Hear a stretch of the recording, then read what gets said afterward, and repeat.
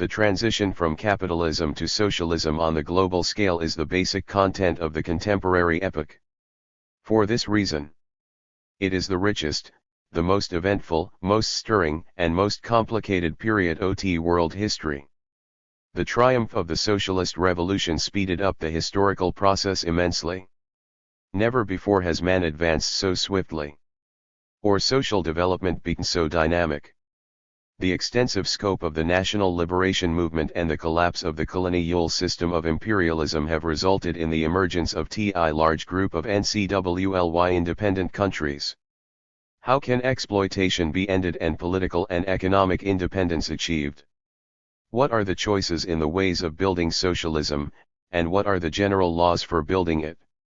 How do these general laws correspond to the specific features of different countries, and how are they revealed in the infinite variety of historical, national, geographic, economic, social, political and other conditions? These are questions being asked by many peoples who have freed themselves from colonialism and have chosen the path of independent development. The Marxist-Leninist theory of the period of transition from capitalism to socialism has gone through several stages of DC/ELO1 and has been enriched by the experience accumulated in the struggle to build socialism. In the Law of the Right.RT Party, Marx and Engels proposed the conquest of political power by the proletariat and set forth ways for subsequently replacing the capitalist SYSTCRN by the socialist system. With RMI to the new historical conditions, Lenin developed the ideas of Marx and Engels on the significance and role of the transition period from capitalism to socialism. Later, the Marxist-Leninist parties generalized the principal ideas in the theory of the transition period and formulated general laws of transition from capitalism to socialism. Regardless of the extremely different conditions from country to country, the ideas and conclusions of Marxism-Leninism on general laws and ways of moving to socialism have become extremely important now that many of the countries, which have recently liberated themselves from colonialism, have chosen non-capitalist development. Marxism-Leninist provides answers to the most urgent problems facing the socialist-oriented countries: the definition of the principal stages of socialist construction and the establishment of a socialist state, the formulation of correct policy on the private sector and of the priorities in economic development, a diagnosis of the role played by the vanguard revolutionary and democratic parties, as well as the ways to strengthen the alliance between the working class and peasantry, the consolidation of a genuine popular democracy. CTE. Although this book does not claim to be embracing, it aims at acquainting readers with the central ideas of Marxist-Leninist theory on the period of transition from capitalism to socialism. _____. Man has always been and is still interested in how human society develops. What governs this development and whether changes in development are accidental or subject to laws. If social development is law-governed, how do these laws correlate with conscious and purposeful activity, and do they depend on people's will and consciousness? One should not be surprised that these and many other questions have arisen because man can only live in society, and it is natural for him to be interested in society. The CLTZTTTGCS that occur within it and the ways in which it develops. Karl Marx and Friedrich Engels. The T-nuncus of scientific communism. Were the RST to provide correct and scientific answers to questions such as how and why society develops and what are the laws which govern this development.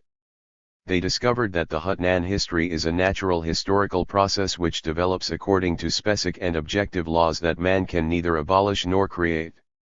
People must have food, clothing, housing and many other material benefits to exist. But nature does not offer these benefits ready-made. To acquire them, people must work. For example, to satisfy their need for food, people raise cattle, plow the land, and plant, cultivate and harvest wheat, barley and corn. So labor and production of material wealth are the main and cognitive force ITT social development. The process of labor, which is a process of expedient interaction between man and nature, is always realized in a certain social form. Labor is the foundation of social life and is the exclusive attribute of human beings. Man, and this is what principally distinguishes him from the animal, works consciously. And even before he begins to work, formulates specific goals for the production of finite material items. As they produce the objects they need, people begin to comprehend the laws of nature and, equipped with this knowledge, make nature serve them and dominate it to a greater and greater extent. In the process of his labor, man enhances and reshapes nature, while this, in turn, changes man's own nature, develops his ability to work, broadens his knowledge and its practical application. Urged on by constantly expanding requirements, people broaden the sphere of their labor, accumulate experience in producing things, and improve the way in quickly they make them, a way which changes from generation to generation, and becomes increasingly complex. Labor is key to human development, and without any doubt there could be no human life without labor and production. Engels wrote that labor is the prime basic condition for all human existence. And this to such an extent that, in a sense, it's hair to say that labor created man himself. Marx and Engels rendered man an inordinate service by showing that of all the forms of human relationships, social production or economic relations were the most important and definitive. Before one can explore the essence of economic relationships, an entance with some of the economic categories is necessary. Man is the decisive factor in production. In the course of his labor he reshaped nature to satisfy his needs, and does so by using the objects and instruments of labor. The objects of labor are all the things that man acts upon to acquire material land occupies a very special position. In certain spheres of production it is an instrument of labor, while in others it is an object of labor. But it is always a factor of production. The forms of nature are a general object of labor, and society is strengthened by conquering them. The means of subsistence procured were shared equally among the members of the community regardless of who the procurer was. Egalitarian distribution was the consequence of the low LCVCL of development of the productive forks. And there was no alternative. When the life of each individual depended on chance, on how lucky he was in procuring the means of subsistence, inequality in distributing these means among the members of the community would have jeopardized the existence of each individual and the community as whole. In other words, the people of that time had no more than primitive tools and could withstand the forces of nature only if they were together, only collectively, by spontaneously uniting in small communities. A communal home and collective existence was the economic foundation of this kind of community unity. The amount of food which the community procured was barely sufficient to maintain life. There was nothing an individual could appropriate or preserve for the future. For this reason, there was no property, classes, or exploitatione. The division of labor according to sex and age emerged naturally as collective production slowly improved and became more complicated. Household duties, preparation of food, etc. were concentrated in the hands of women, who were also occupied with the task of raising children. Hunting and fishing an occupation for men, while the old couple became the custodians of accumulated experience, which they transmitted to the younger generation. The natural division of labor improved the efficiency of collective efforts. As a result, the productive forces developed albeit slowly. Anton's ability to produce improved and he became more productive. This created the conditions for a natural as well as social division of labor. The separation of raising cattle from land tilling was the RST division of labor.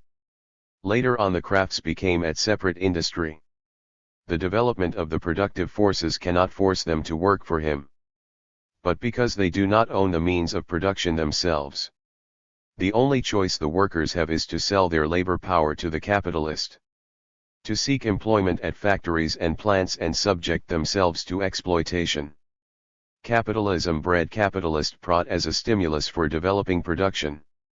LT is in the race for prots and superprots that the capitalist endeavors to expand his production and improve his technology, thus accelerating the development of the productive forces. However, at a certain stage of development, capitalist relations of production cease to correspond to the productive forces. The main contradiction of capitalism heightens the contradiction between the social nature of production and the private capitalist way of appropriating its results. The contradictions of capitalism are most acute in the null stage of capitalism, the age of imperialism, when free competition yields to the domination of giant monopolies. The monopolies link the labor of millions of people both within one country and beyond it. They coalesce with the government mechanism, and that gives rise to state monopoly capitalism. Production assumes a social nature greater than ever before. But in developing THC productive forces on an enormous scale, capitalism prepares the material conditions for its own destruction. The productive forces have grown so that the framework of the capitalist relations of production is too narrow for them, and acute conflicts emerge, which can be resolved only by a socialist revolution. The revolution abolishes obsolete capitalist relations of production and replaces them with more progressive, socialist relations of production based on public ownership of the means of production. The working class, in alliance with the working peasantry, is the social force which history has chosen to destroy capitalist relations and institute the new communist mode of production. The vanguard of the working class is the Working Class Party, which espouses scientific 2. Communism and brings that theory into the THIRD working class movement. So capitalist development itself creates both the objective and the subjective conditions for the emergence of a new social system, communism. But even so, an entire historic period, THC period of transition from capitalism to the RST phase of the communist mode of production, socialism is required to replace the capitalist mode of production by the communist ism to socialism is U-logo \CMED process. Inevitability conditioned by the entire history of social development. This is one of the key ideas of Marxism-Leninism. It has been proved by life and confirmed by the experience of the many countries that have chosen socialism. There is no country which can arrive at socialism without RST going through a historical period of transition. How long this may take, and the form and methods OT carrying through revolutionary challenges, may differ from country to country and depend on different historical conditions. But the essence is always the same. Revolution destroys the old society, but does not complete the change. For example, power can be seized quickly, it might take days or even hours, but the old society, which represents a complex social organism, cannot be destroyed at one blow. Even no matter how energetic and resolute that blow may be. Destroying the old system is a rather lengthy process. Everything which served the exploiters and could be used against the people must be smashed with force and assured. At the same time, everything useful, lying that can serve the interests of the working people should be preserved. On must also realize that the construction process starts at the moment of destruction. These are not consecutive processes, but are parallel. LT is not easy to build at the same time as you are destroying the obsolete. To build on the ashes of the old, you have to prepare the blueprints for a new Edis that you have never seen.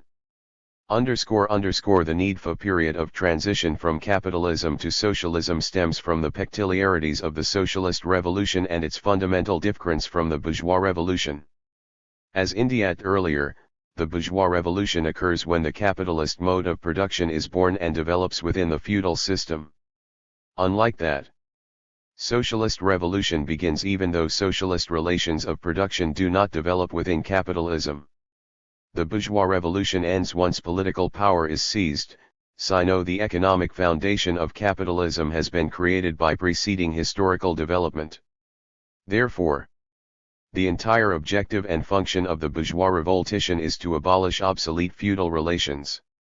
On the other hand, the socialist revolution only begins with the conquest of power, and the triumphant proletariat uses political power to reshape the economy on TI socialist foundation and on this basis to abolish the remaining elements of capitalism.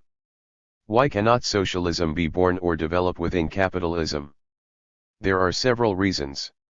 Let us look at them.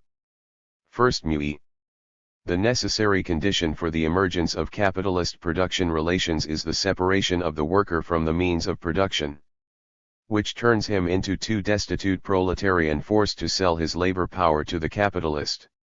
That is to seek employment in order to stay alive. The necessary condition for socialism is the unification of the enmeshed producers. Summarized the historical experience of socialist revolutions, and reaffirmed the Leninist idea that there are no set rules and patterns for the great and complex process of building socialism. Leonid Brezhnev, General Secretary of the CCCPSU, told the Congress that all THC socialist curatries, in fact, carried out the revolution in their own way using forms that were dictated by the correlation of class forces in each of these countries, by the national distinctions and the external situation. There had been ardent struggle and peaceful forms of passage to the new social system. There had been rapid coming to power of the laboring classes and processes that had dragged out in time. In some countries the revolution had to defend itself against foreign intervention, others had been spared any outside invasions. The establishment and consolidation of socialist foundations and the building of socialist society also had and now have distinctive features in different countries. Lenin felt that it was equally harmful to ignore the general laws of the transition to socialism.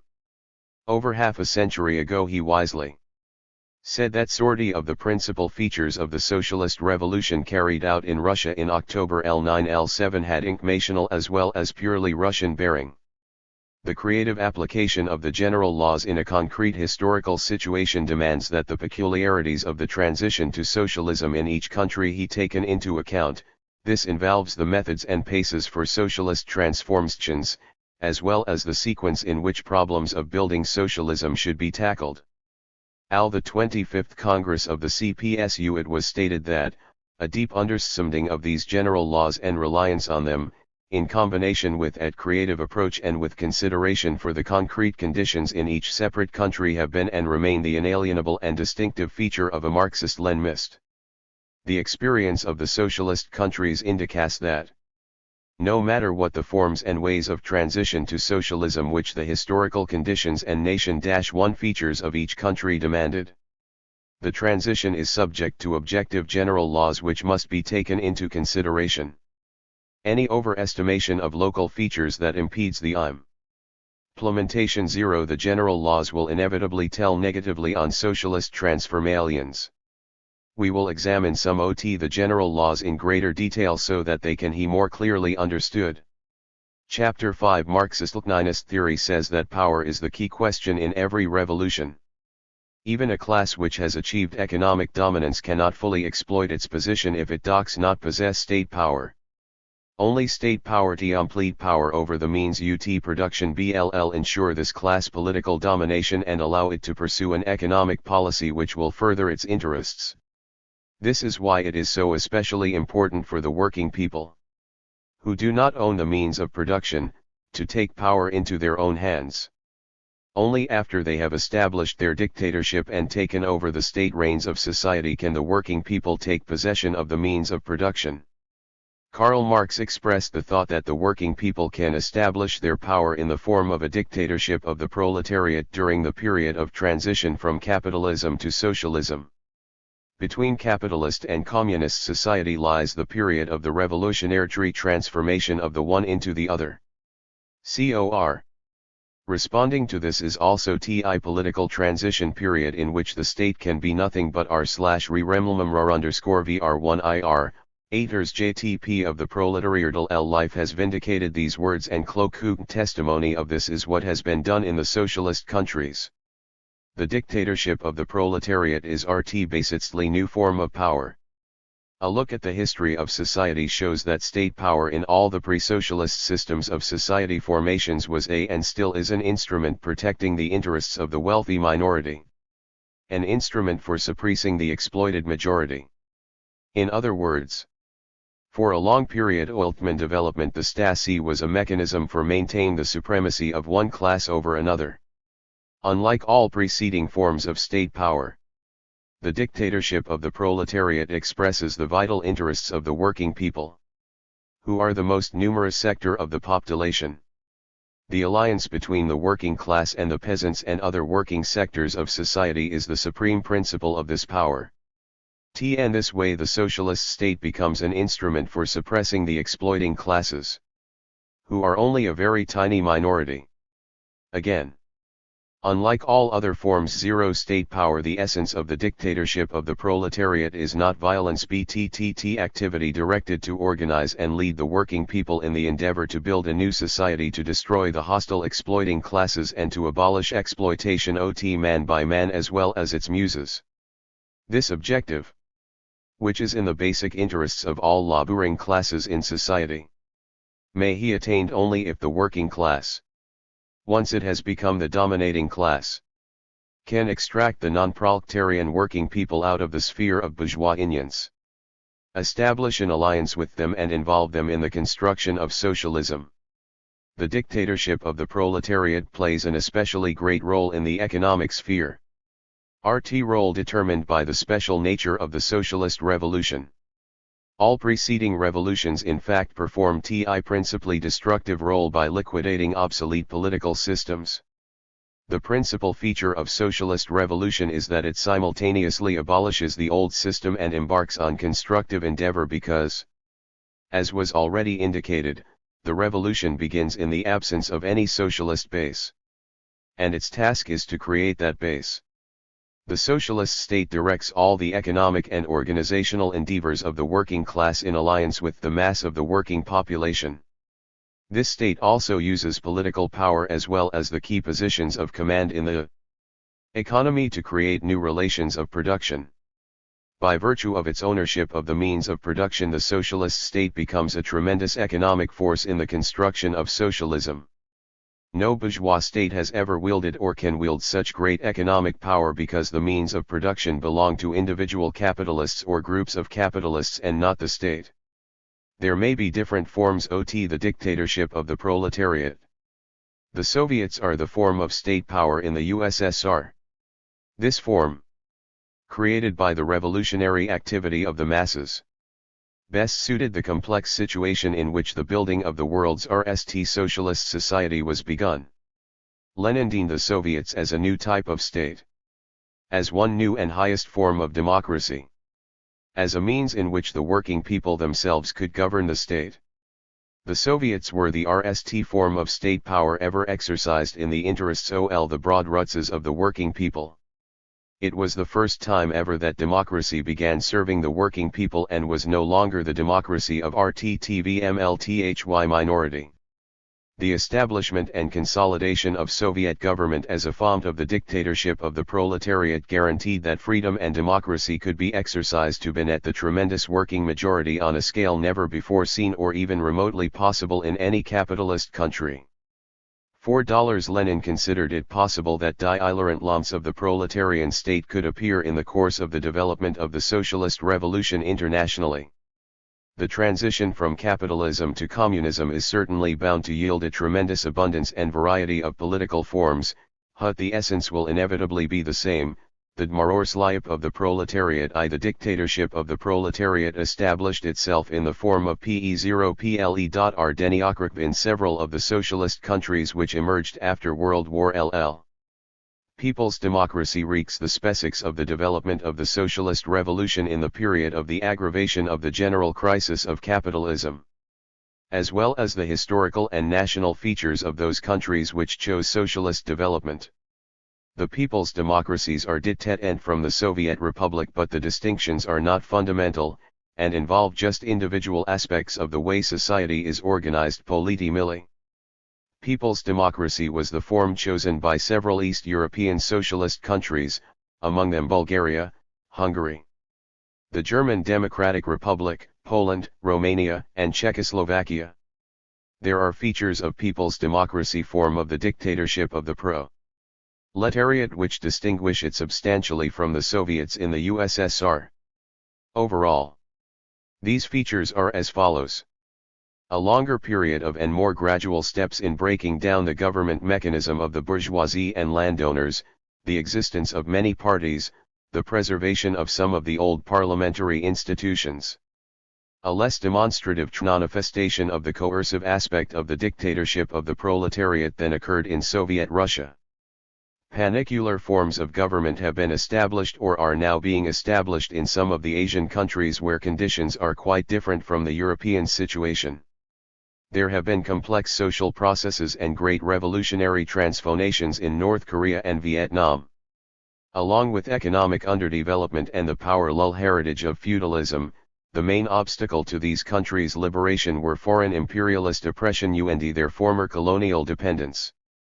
For this reason, the LLL211 LCII list anti-feudal and generally dictocratic objectives of these countries were far more broader and more complex than in the people's democracies of Europe.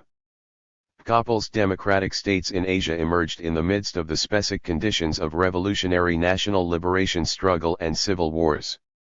Specific features such as the involvement of millions of peasants and 56 petty bourgeois elements in the revolution, the numerically small working class, the heritage of economic underdevelopment and other factors had an impact on all the principal revolutionary transformations and meant that correct relations had to be established with the national bourgeoisie. Regardless of the form chosen. The dictatorship ol the proletariat ts the instrument which aids the working people in destroying the world of capitalist exploitation and national oppression. And in carrying out economic as well as social and cultural transformations. One important fact has to be mentioned. To try and distort the Marxist-Leninist theory of the transition period. Many apologists of capitalism paint a picture of THIRD-WORLDISM excluding all compromise and recognizing that force is the only way to deal with the private owners of the means of production. The working class would like to see the revolution develop peacefully and the peaceful transition from capitalism to socialism. Over 100 years ago Engels examined the possibility of destroying private ownership by peaceful means. He wrote, "It is to be desired that this could happen and communists would certainly be the last to resist it." 1. Marx indicated that provided certain historical conditions existed, the working class which seized political power might end it expedient and more probable to ensure the peaceful victory of socialism to pay off the bourgeoisie and in this way paralyze its resistance to socialist change. Developing this idea, Lenin concluded that the transition to socialism could be facilitated and production spared if the capitalists were paid well, providing that conditions were such that they could be compelled to comply peacefully. The transition to socialism could then take place in a civilized and well-organized manner. Tremendous material wealth and human lives are spared in a peaceful transition, which is the most painless way of going about it. But the choice of the way to build socialism is not the subjective prerogative of the working class alone. It depends on the objective balance of class forces. On the kind of resistance the exploiting classes will offer, and on their readiness to make concessions once convinced that resistance is useless. But history shows that the exploiting classes resort to the most extreme measures when they see their domination threatened.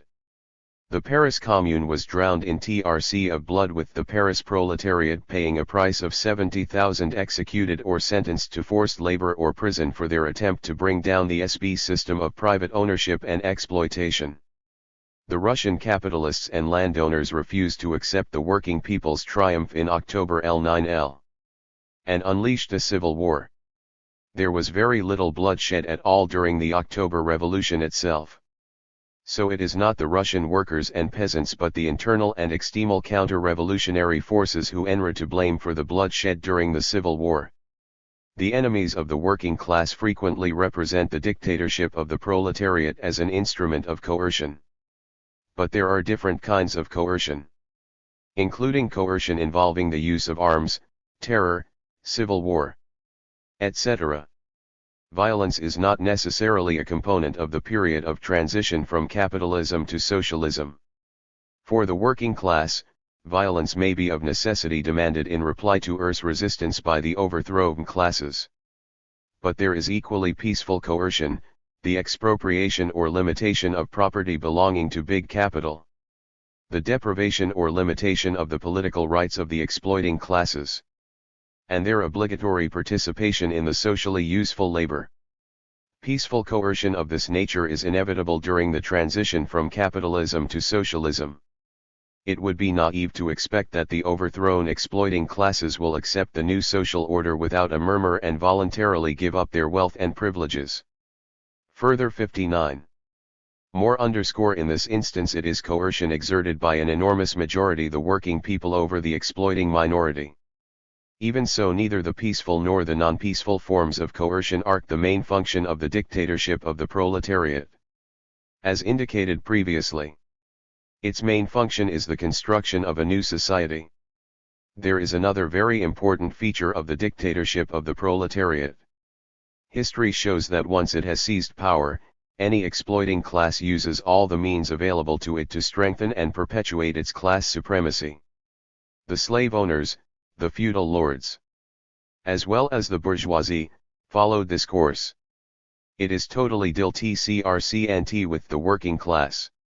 Even during the period of transition from capitalism to socialism, the working class governs society in enliano with the other sectors of the working population. And once socialism has triumphed completely, the state which emerged as the dictatorship of the proletariat transforms itself into the state of the whole people. But this does not change the socialist nature of the state. Chapter 6, seizing the key economic levers. The working people's advent to power through a socialist revolution does not instantly create socialism.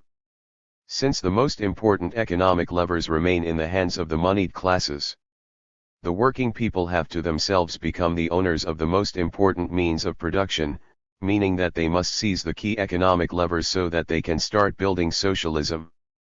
The way this is done is through implementation of the proletarian state's policy of nationalizing the decisive means of production from the bourgeoisie so that they can become the property of society as a whole. Marxism-Leninist has always distinguished between large and small private property, because it is unearned. Large capitalist property must be made the property of the people, either with the former owners compensated or otherwise. The property of small peasants and annisons should be socialized on another basis. And here methods such as expropriation are inadmissible. According to Marxist-Leninist BL theory, the transition from small commodity production to socialism, which will be examined in greater detail further on, is possible only through the gradual and voluntary unification of the property that the small producers had earned by their work. Experience shows that the nationalization of key industries should begin immediately after the working people assume power, because of the following reasons. First, even under capitalism, the capital goods outgrow the limits of factories and even entire industries and become so highly socialized that they urgently demand public mstganant. Second, it is not enough to deprive big capital of political power, it must be deprived of economic power. Nationalization undermines the economic foundation of monopoly domination. Third, nationalization is demanded by the building of an economic foundation for the dictatorship of the proletariat, THC form of state power established as a result of the socialist revolution. The following basic forms and methods of nationalisation HTTVC emerged in the course of building socialism: L. Confiscation, or the seizure of all means of production without compensating the exploiting classes. 2. Acquiring the means of production by BL paying the price of the nationalized property to its former owners. 3. The gradual transformation of capitalist ownership of the means of production into socialist ownership through various forms of state capitalism. Of course, the choice of method is determined by the specific historical conditions in which the socialist revolution occurs, the development of the country's productive forces and the balance of class forces domestically and internationally. Even though there may be widely varying conditions, methods and tempo of nationalization from country to country, one common feature remains: the abolition of capitalist ownership and establishment of socialist ownership. Soviet Russia went about nationalization immediately without compensation, taking over the bigger enterprises, banks, the basic means of transportation and foreign trade. It should be pointed out that initially a special Soviet government decree envisaged the compensatory payments for nationalized enterprises. But the bourgeoisie, which sought the speedy collapse of the Soviet government, unleashed a counter-revolution. Naturally, the dictatorship of the proletariat was compelled to reply forcefully and quickly.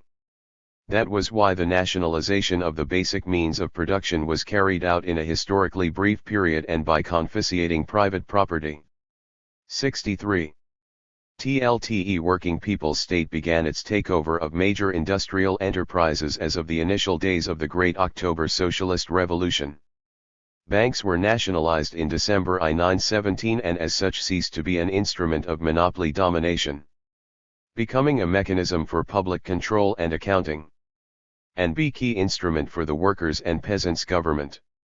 Railways, means of communication, and sea and river transport were nationalized at the beginning of L9-L8. The establishment of a state monopoly on foreign trade was extremely important.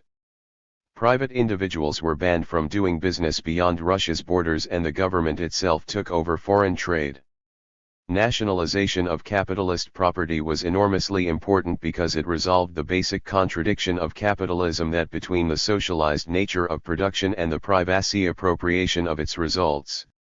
The situation in the socialist countries of Europe was quite different during the latter half of the 19,405. The bourgeoisie could not openly sabotage action taken by the revolutionary governments after the Nazi occupiers had been driven out and there was a stooge of mass political acclivity. These countries began high nationalizing the enterprises and property of companies formerly belonging to subjects of Nazi Germany, Italy and Japan and to individuals who had 64. Collaborated with these powers. Property belonging to foreign nationals of the countries of the anti-Hitler coalition was nationalized with compensation. This was followed by the takeover of certain domestic banks from reactionary bourgeois groups, and the introduction of controls on private enterprises. The economic power of big capital was greatly eroded, making it easier to plan and carry out the socialization of the medium-sized and tin-tall enterprises. Some of these were nationalized with partial compensation. Nationalisation of plants and factories in the Asian socialist countries also had its specific features. Mongolia had no industry at all when the people seized power, so it was totally built up from scratch. Practically all industry in North Korea belonged to the Japanese, so it was immediately nationalized without compensation when the country was liberated and the revolution triumphed. Socialization of the key economic levers in other Asian countries differed from the course pursued in the USSR and other European socialist countries both in methods and the time required. The principal reason for this difference was the special position of the indigenous bourgeoisie in the Fauner colonies and semi-colonial muturies. This bourgeoisie generally supported popular power during the initial national liberation stage of the revolution. The Socialist Republic of Vietnam socialized its economy as follows: Ti. Nationalization without compensation of enterprises owned by the compradori bourgeoisie and foreign monopolies. B. Nationalization of most of the factories belonging to the indigenous bourgeoisie, with the former owners partially compensated. The socialist-oriented countries have employed the same methods of nationalizing key industrial enterprises, but at a slower pace. LN Algeria. Nationalization was most intensive between I-966 and I-968. The government nationalized mining, followed by the companies distributing oil and gas, and then the banks and insurance companies, and then big factories in other industries. The government took over foreign trade and most of the domestic wholesale trade. LN 1971. 5% of the shares of all foreign oil companies operating in Algeria were nationalized, as were all gas fields and oil pipelines. The system of concessions was abolished. 30 enterprises owned by Frenchmen and Belgians were nationalized in I-974. Early in L978 the Algerian government took over VE subsidiaries of French companies engaged in industrial, civil, and road construction, surveying and electrical engineering. The nationalization process continued, and by the late 19,705 the rapidly developed 66. Open public sector was producing over 90% of Algeria's industrial products. The People's Republic of the Congo embarked on its course of nationalization in 1965. By 197 the public sector embraced half of the country's enterprises, along with the seaports, railways and shipping, the land and its wealth, sugar, ointment, and electricity. Property belonging to Shell, Texaco, Mobil and other Western companies was nationalized in I-973. LN I-974-1975 the government took over the insurance companies, the distribution of petroleum products and over 50% of the shares in the country's two largest banks.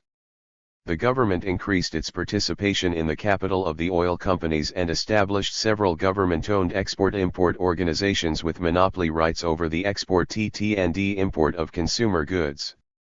By the end of the L970s, the public sector was producing 30% of the country's industrial goods and 5% of its agricultural products, and handling about 80% of the passenger and freight traffic as well as 10% of the retail trade.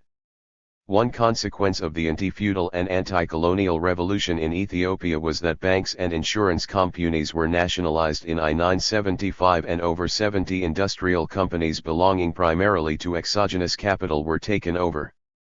The Programme of the National Democratic Revolution adopted in April I-976 officially proclaimed that the objective was to rid the country of feudalism and imperialism, and to unite all the anti-feudal and anti-imperialist forces so as to establish a solid foundation for Ethiopia's transition to socialism. Profound social and economic transformations are being carried out under the guidance of Ethiopia's supreme governing body, the Provisional Military Administrative Council. Government monopoly has been introduced for foreign trade. An agrarian reform is being implemented on the basis of land nationalization, while cooperatives and state farms are being organized.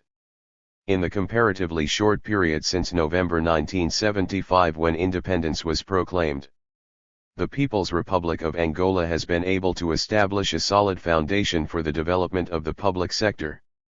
Mines, textile mills, metalworks and food plants have been nationalized or placed under government control. First to be affected were the big companies and RMS owned by exogenous capital. The Govcom took over power stations, shipyards, oil refineries and over 70% of the shares in the Diamond diamond mining concern.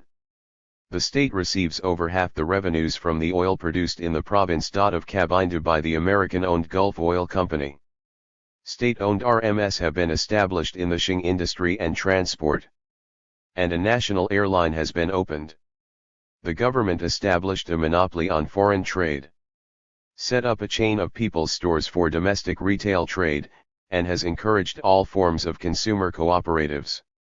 BTTNKS were nationalized in I-976 and at national currency the Kwanza was introduced the following year.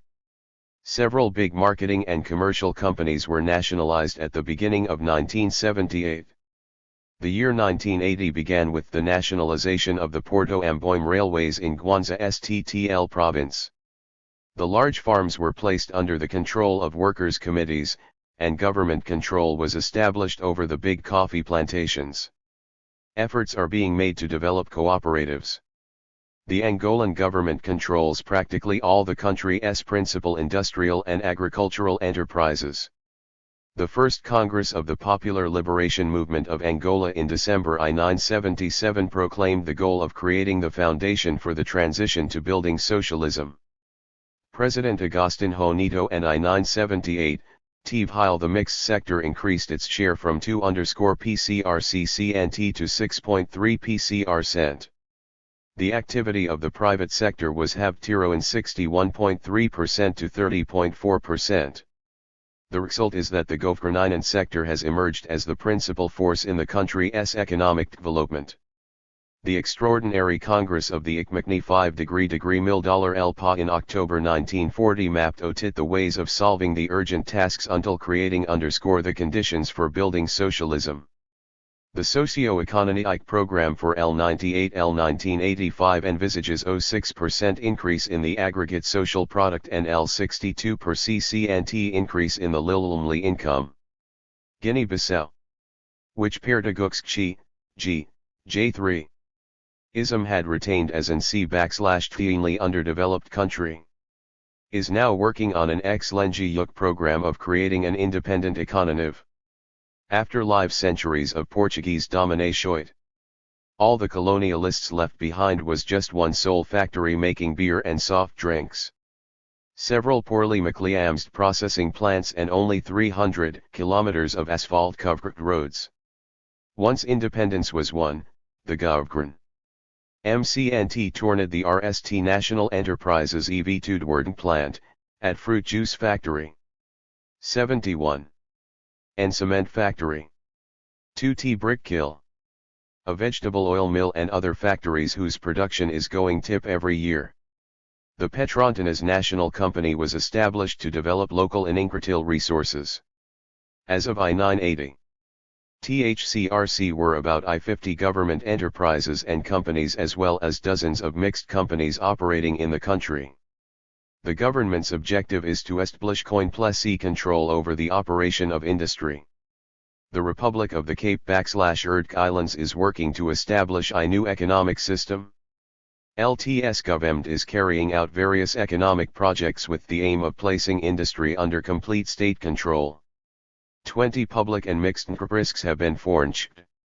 Social and economic development is being planned and an agrarian reform is on the drawing board.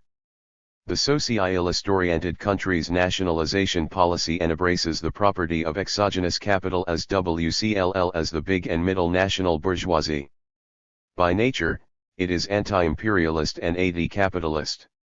Nationalization undermines the economic supremacy of the exploiting classes as well as their political supremacy, and creates the conditions for the establishment of ZT socialist economics sin, as well as the conditions for controlling the economy and the implementation of progressive changes. The class structure of society changes and there is a consolidation and development of the state sector, which seeks the most elective way of creating an independent economy that will work for the people. An economy which can erect formidable barriers to co-colonist list as tunnels. An analysis of nationalization in the socialist-oriented countries indicates that it has created many advantages for economic development.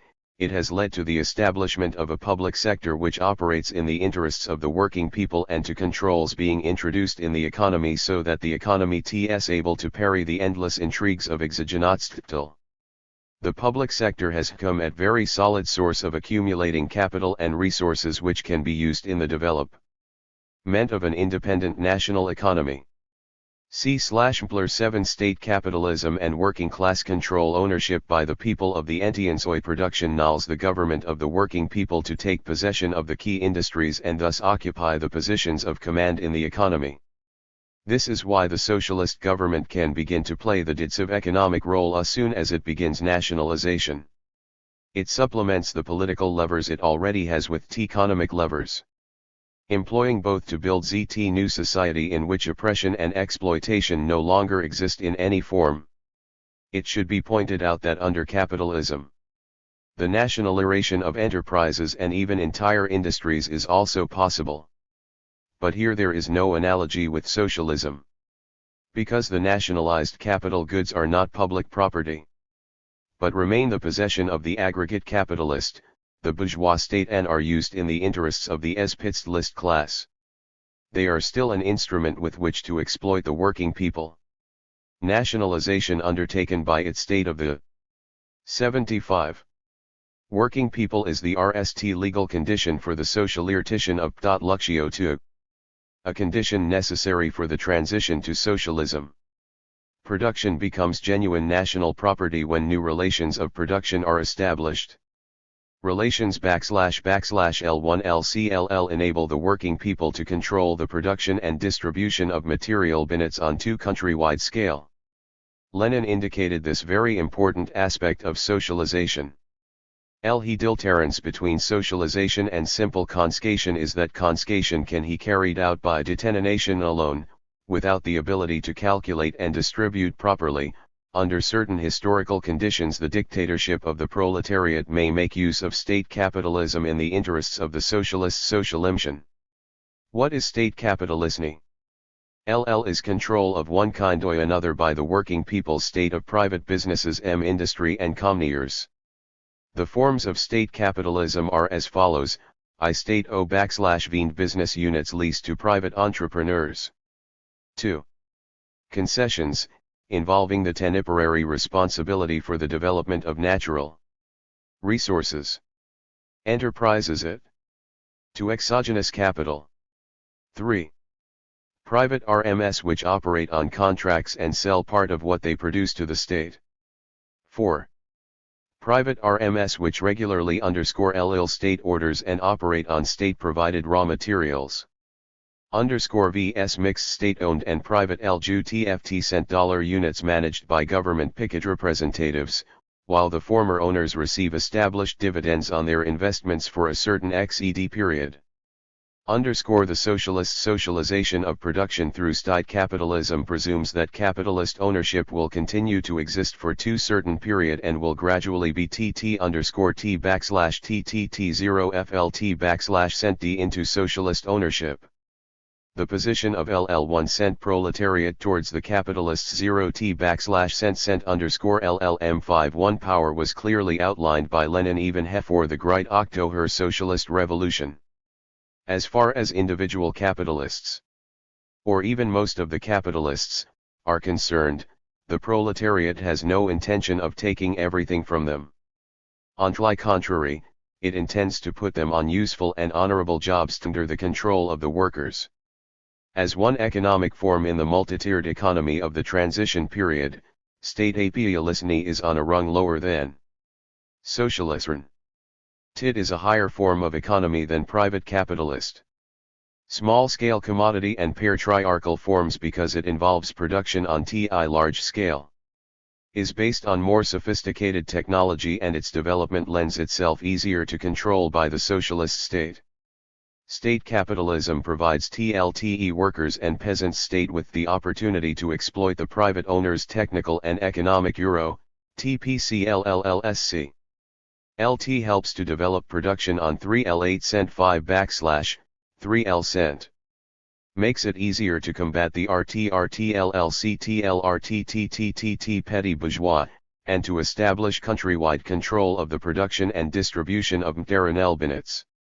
That is why the Soviet government concurred with the groups of capitalists who after the Great October Socialist Revolution expressed their desire to cooperate with it in organizing production. Lenin felt that the cooperation on this basis would create favorable conditions for the working class to learn from the old Italian stall how to establish production on it huge settle.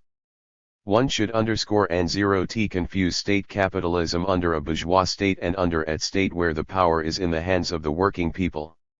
In the RST instance, state capitalism is used in the interests of the propertied class, while in the second it is used to further the interests of the working masses and to aid in the building of its socialist society. 75. The principal difficulty of socialist socialization after the October Revolution was that a totally new and unique system of managing social production had to be created. The working people who had seized political power did not have the knowledge or expertise to organize and manage production. That is why a series of important preparatory adventures were taken in Soviet Russia before embarking on the nationalization of M. The RST measure with the introduction of the workers' control over private enterprise, and the production and distribution of products. LT should be pointed out that workers' control had emerged and became widespread in Russia even before the October Socialist Revolution. But its role changed substantially once the working people themselves assumed power. The factory committees, which had formerly kept a close watch on the operation of the private business units and were a means of struggle for power by the workers, now became an instrument laying the ground for the nationalization of industry. Lenin's draft Regdilstchoit workers' control was used at the end of November 101. As the basis of a decree introducing workers' control at all large capitalist enterprises. The workers' control bodies, the factory committees, were given extensive authority and took action on everything happening at the plant. Employers were obliged to implement all decisions of the workers' control bodies. Workers' control was introduced in the midst of LLR's class struggle. The capitalists sabotaged the actions of the workers' control, hoarding and secretly distributing products in short supply. They deliberately provoked conflicts with the workers, and closed down their L3 IES on the pretext that there were not enough raw materials to warrant operation. Workers' control gave scope to initiative and creativity of the working people, preparing them to manage social production. Workers' committees got operations underway again at factories which had been closed down or abandoned by their owners, prevented equipment from being stolen or destroyed, and organized supplies of raw materials and fuel. The workers' control bodies were able to do what they were asked to do, and served as at school where the working people learned how to manage production. Workers' control was not a directly socialist measure, but it proved to be an important preparatory stage for building socialism.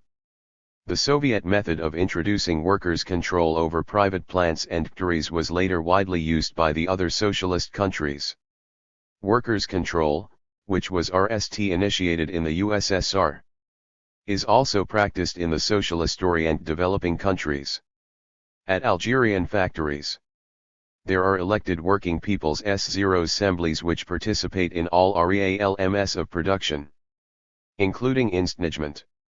_control by the white and blue collar word 15 used to protect state property from being stolen used uneconomically or improperly managed _. The People's Republic of Angola supervise production in the country's key mining, metalworking, textile and food industries. Chapter 8. Agrarian Reforms. The nationalization of the means of production which was examined earlier primarily involves private property in industry. But alongside this, there are large landowners in practically every capitalist country, as well as the related feudal or semi-feudal forms of exploitation. After the revolution has triumphed, the people's government abolishes this private property through agrarian reform, which provides a solid foundation for the alliance of the working class and peasantry, and assists them in joining forces to build socialism. Agrarian reform does away with the economy base of the landowners, who are allies of big business. Agrarian reform abolishes private of land as well as feudal forms of land tenure. It strikes at the wealthiest of the bourgeoisie because it abolishes bourgeois and monopoly ownership of the land, which is turned over to the peasants. In the USSR, for example, the agrarian reform embraced 20 million hectares of land which belonged to big capital, and over 50 million hectares of land held in excess were confiscated from the middle rural bourgeoisie and provided to poor peasants. Revolutionary agrarian reforms encourage the mass of the peasantry to involve themselves in political struggle and enable their revolutionary potential to be used in building socialism. The ground is laid for the creation of new economic relations between socialist industry and agriculture, as well as between rural and urban areas, expediting the advance towards socialism. LHC usual slogan for agrarian reform is "Land for those who work it," but in it king the slogan H reality, or in other words practical realization of the policy of TI people's government, depends on many circumstances, the level of the EO/intries agreed ultimel forces of production, its traditions, the position of the peasants, their mood, and the psychology. There are two possible variants of an agrarian reform. A. Complete nationalization of land. Here ownership of the land is assumed by government. It's the representative of the entire people, and it turns the land over to the citizens for their free use. B. Partial nationalization of all land is the initial effective measure. But in countries where the traditions of private property are strong, this measure might not be supported by the mass of the peasants. That is why these countries undertake partial nationalization and preserve the private land ownership by peasants. It should be pointed out that both nationalization and partition are an important intermediary step in the effort to carry out socialist transformations in agriculture, without which there will be no transition to socialism. The decision as to which policy to pursue, nationalization or partition, depends entirely on the specific conditions and on the form of land ownership which the majority of the working peasants favor. All the land was nationalized in the USSR and the Mongolian People's Republic, where the peasants had no traditions of owning land. Much of the land was turned over to the peasants for their free use in perpetuity. The problem was dealt with differently in other countries which chose socialism. They nationalized only the vast land holdings and unused land. And most of the arable land was distributed among the peasants in the form of private property. Both kinds of agrarian reform led to the abolition of feudal and semi-feudal forms of exploitation, undermined the material foundation of capitalist economic relationships, and strengthened the alliance between the working class and THC peasantry. Here 8 some facts and figures about the agrarian reforms in the socialist countries. Nationalization in the USSR resulted in the working peasants receiving over ISO million hectares of land over and above what they had before, which they could use gratis. In Bulgaria, agrarian reform provided the peasants with 140,000 hectares. Hungary nationalized 3 million hectares, most of which was given to the peasants. In AHGDR, over 2 million hectares of land, belonging to large estates, were turned over to landless or poor peasants and to farm laborers. In Poland, peasants were given over 6 million hectares of land. Romania's peasants received over 1 million hectares, as did peasants in the Democratic People's Republic of Korea. The revolutionary actions of the dictatorship of the proletariat qualitatively changed economic relations in the urban and rural areas. Socialist relations of production emerged, the monopolies and the vestiges of feudalism were done away with, private capital was greatly restricted, and individual peasant farming based on personal labor was bolstered up. This resulted in a specific type of economy of the period of transition from capitalism to socialism. The socialist-oriented developing countries have adapted to their own national conditions the methods used by the socialist countries in carrying out basic agrarian reforms. In Guinea, which still has communal land holding and small land ownership, the government proclaimed all land, including the land owned by the tribal chieftains, THC property of the nation. This laid the ground for the broad introduction of peasant cooperatives. For more sophisticated methods of cultivating the land, as well as the /E rise of farm machinery and fertilizers. All the land was nationalized in the People's Republic of the Congo, while partial nationalization suited Mali. When the French colonialists tied in droves from Algeria, the new independent government in I-963 nationalized their large holdings of arable land.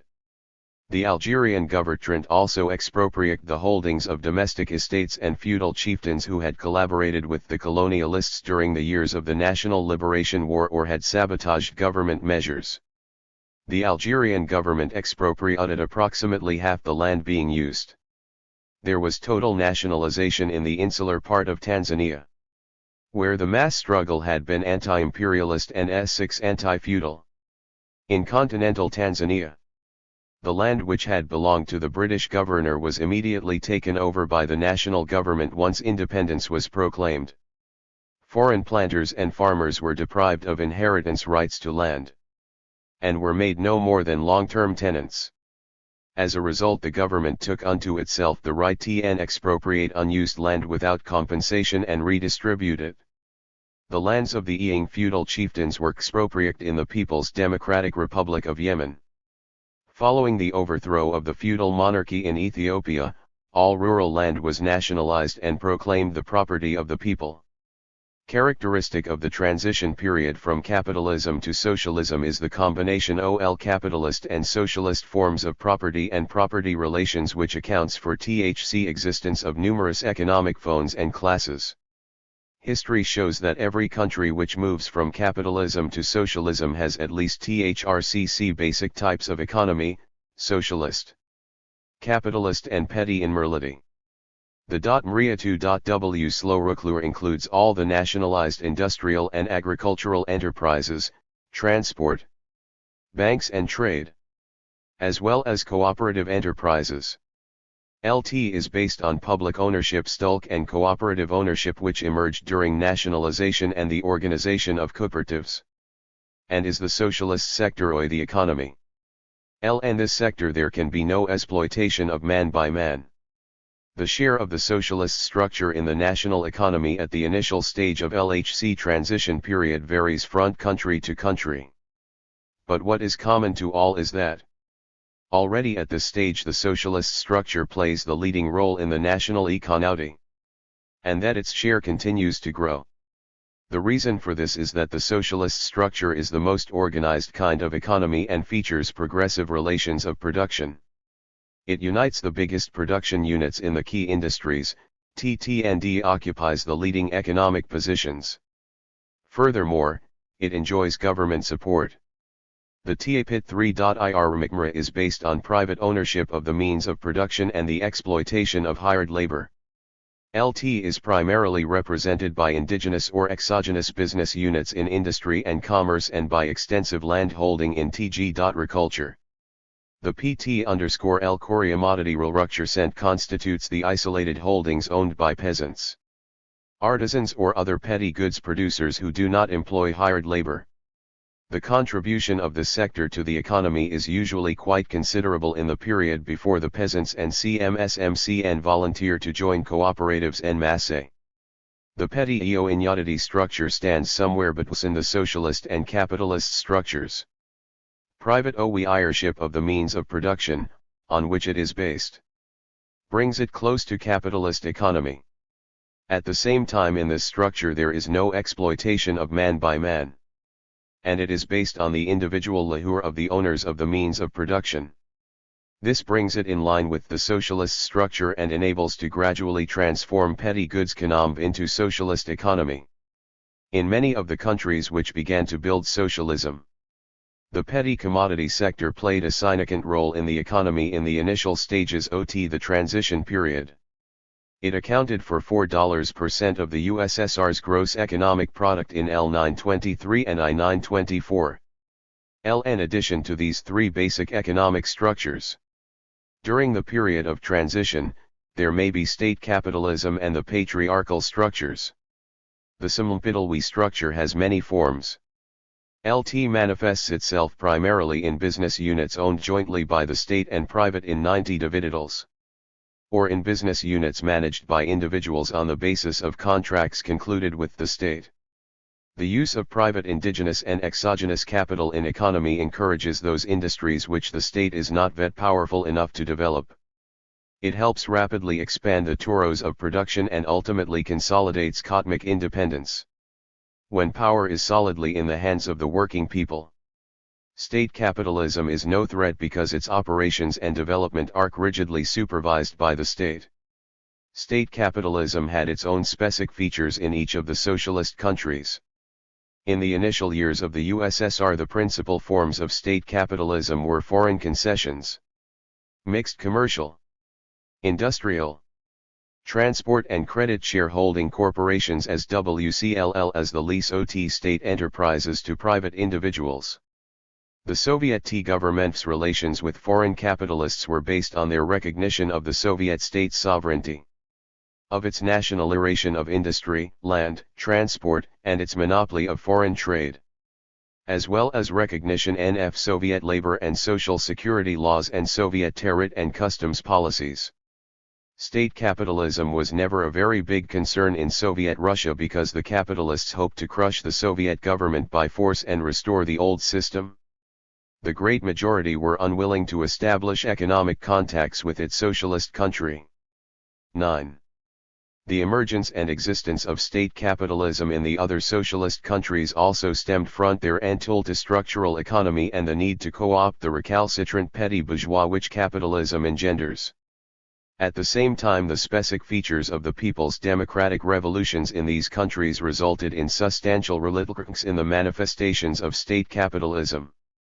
The Soviet Union's extensive and disinterested aid enabled them to begin transforming the economy without assistance from foreign capital. So unlike the USSR, the different forms of state capitalism which were seen in some of the socialist countries were based on agreements with the national bourgeoisie. State capitalism developed to a slightly greater degree in the Socialist Republic of Vietnam, WHCRC-THC. Following forms of state capitalism emerged: government purchases of products front private enterprise at government set prices, private manufacture of products from government supplied raw materials and semi-finished goods, and the sale of THCSE products to government organizations, the establishment of mixed-role state and private enterprises in which the government is playing the dominant role. This last form of state capitalism also existed in the GDR. Mixed economy is the highest form of state capitalism, and it emerged in either of two ways: either the government invested in a PRI 92 Vale company and GAMP RT co-owner, or it took over some of the shares. Participation in TI mixed business provides the government with THC opportunity to intervene directly in the realm of capitalist production, and not only to assume control, but transform LL radically in order to eliminate all capitalist relations of production in the country and ensure TLTE true to of socialism. It should be pointed out that the mixed state and private enterprises which existed in several of the socialist countries after World War II were different from those which had been established in the USSR. While the post-war variant was a stage in the process of transforming capitalist economy. In the Soviet Union, joint stock companies were established whose purpose was to attract foreign capital for the manufacture of export items and for the import of equipment needed for economic recovery. In most of the European socialist countries, state capitalism made its appearance at the initial stage of the people's democratic revolutions. The multi-structural economy of the transition period wreaks the class structure of society. Classes are large groups of people determined by their objective relation to the means of production, their role in the social organization OL production, and by the way in which they acquire their share of public wealth and how much of it they acquire. In the most general outlines, the class structure of the transition period can be described as follows: the socialist structure, represented by the working class, peasants united in cooperatives, and artisans; the petty commodity structure by the peasants and craftsmen, and the private 7.597 capitalist and state capitalist structure by the bourgeoisie. The economic system of the transition period is basically different from the economic system of capitalist society, with the main areas of difference being as follows. First, a socialist structure which does not exist under capitalism emerges in the economy during the transition period. Not only does this structure emerge, but regardless of how much it contributes, it plays the leading role in the economy. There are several reasons for this. The most important being that the socialist structure occupies the key economic positions, is based on large-scale mechanized production, and attracts most of the skilled personnel. The relations of production in the socialist structure are in accord with the forces of production of society as a whole, which is why its growth is the fastest. Furthermore, the government of the working people assists the development and consolidation of the socialist structure in every possible way. Second, the role, significance and prospects of other structures that exist under capitalism change during the transition period. The capitalist structure gradually loses its economic importance, and sinks to a subordinacy role because the state of the working people controls private enterprise. State capitalism suffers the same fate. These structures have no prospects for development. 8. Although it may dominate quantitatively at the initial stage of the transition period, the petty commodity structure also has few prospects for further development. But its position in a socialist economy is different from what it was under capitalism. While under capitalism, there is a sharp stratification of petty commodity producers. The economy of the transition period greatly improves the position of the great majority in their category. The socialist government uses economic levers such as taxation and credit as well as legislation to prevent sharp differentiations from occurring among the petty commodity producers. As time goes on, they will choose to join cooperatives and place the petty commodity system on a socialist foundation. The position of classes representing different structures changes fundamentally during the transition period. Pre-easily a class exploited and oppressed by capitalism. The working class becomes the dominant class in society. It holds state power, disposes of the attentional means of production, leads the entire working population and directs the country's development in their interests i.e. towards socialism and suppresses the resistance of the overthrown exploiting classes. The peasantry is freed from exploitation by the landowners and becomes an economically strong class. The working peasants allied with the working class take part in administering the country and are loyal allies of the working class in combating the remaining exploiting elements and in creating a socialist economy. The position of the bourgeoisie also radically changes. From being the dominant class under capitalism, it becomes a secondary class without any political power and deprived of most of the ties of production. But it still retains a certain amount of wealth and extensive public relations and is supported to some degree by the petty commodity producers, especially the wealthier peasants. The principal threat to socialist transformations in the transition period emanates from the alliance in production and commerce between the bourgeoisie and the wealthier sectors of petty commodity producers. This alliance can destabilize the economy and often provide the support for that section of the bourgeoisie which has not lost hope of restoring capitalism. What accounts for the multi-structural economy of the transition period is that at the epoch of socialist revolution capitalism has been unable to completely clear production. Even though some monopolies do concentrate it on a giant scale.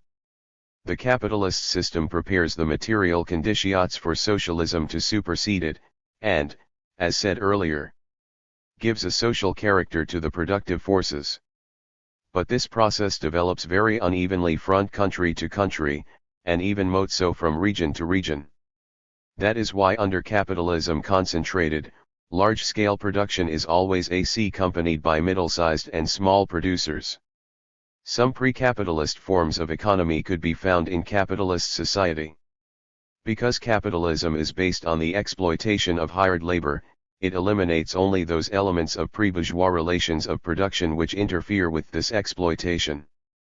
Capitalism retains other elements of pre-bourgeois relations of production because they are basically similar to the capitalist relations and are gradually remolded in the capitalist spirit. One of the things that changes in this way is feudal ownership of land, expressed specifically in the transformation of the socio-economic nature of ground rent from a feudal category to an economic category of capitalism. Petty commodity production does not entirely contradict capitalist exploitation. To begin with, in a capitalist environment it will confine to capitalist development. Second, petty commodity production provides a source for the reserve labor force through the failure of petty producers. As far as patriarchal structure is concerned, it sooner or later becomes involved in market relationships, and gradually turns into petty commodity production. The structures existing during the transition period contribute to a certain degree of unity at this specific time and tend to interact closely. As society is unable to immediately change or abolish them, it thus cannot immediately eliminate the relations of production associated with this stage of development of the forces of production. The unity of the multi-structural economy mentioned earlier is highly contradictory. The main contradiction of the transition period is the antagonism between newborn and expanding socialism, and vanquished though not entirely destroyed capitalism, which is nourished and supported by petty commodity production. This antagonism can be resolved only through THIRD-WORLD struggle. And class struggle is inevitable during the transition period to oust all capitalist elements from economy. How sharp this struggle will be depends entirely on the strength of the resistance to socialist construction offered by bourgeoisie as it departs from the scene of history. There are other contradictions during the transition period, but these are not antagonistic. Let us look at 2. The RST is the contradiction between progressive political power and the obsolete material and technical base. This contradiction is characteristic of countries whose forces of production are at a low level of development. I03. TLTE contradiction may be quite acute in countries with an extremely backward economy, but can be resolved by socialist industrialization. which ensures that the forces of production will develop rapidly. Another contradiction of the illustrational economy during the transition period is that between socialized industry and isolated petty peasant economics. During the transition period, industry and agriculture develop on the basis of different economic laws. Industry develops according to the laws of socialism, while agriculture develops according to uncontrolled market laws. For this reason, economic disproportions become inevitable. Furthermore, the petty commodity structure constantly breaks capitalist elements. If ignored and allowed to continue, this contradiction can seriously jeopardize the socialist cause. Socialist construction in the USSR and elsewhere has shown that the way to resolve this contradiction is through voluntary cooperation of the peasants. During the transition period, the thrust of the government economic policy is to ensure the socialist structure a leading and even dominating position, and to abolish the multi-structural economy. All governments of countries introducing socialist transformations cannot take the same action to resolve the transition period difficulties because of differences in economic and national development. But regardless of the differences in economic policy, the goal is always the same: to eliminate the capitalist elements, abolish the multi-structural economy and build a socialist society. Unlike the preceding stages with illustrational economics, socialist production cannot endure other types of economy for a lengthy period of time. The reasons are as follows: THIRD-WORLDISM. Only socialist production relations are a powerful stimulus for the forces of production during the transition period because they harmonize with the public essence of these relations. To a greater or lesser degree, other structures act as a brake on the development of social production. So the production in it multistructural economy cannot grow at the rate required by the new socialist society. Second, multistructurality restricts socialist production relations to the socialist structure, which is only one sector of the economy. Third, the dictatorship of the proletariat is a basically new type of political superstructure. It CRGCS prior to the corresponding economic base and is cemented by the consolidation and development of that base. The socio-economic conditions which allow a return to capitalism continue to exist until the socialist sector embraces the entire economy. According to Marxism-Leninism, economic relations reveal themselves in the people's interests. Once they have won political power, the working people's main interest is to increase production and develop the productive forces to satisfy their requirements. The interest of the capitalist class is based on the pursuit of profit. This is why the bourgeoisie tries to maintain and consolidate the conditions which allow it to exploit hired labor. Hence its resistance to government measures leading to socialist change. The petty commodity producer is in a unique position. On the one hand, he is a proprietor, and on the other a worker. This dual interest causes him to hesitate in choosing between the working class and the bourgeoisie.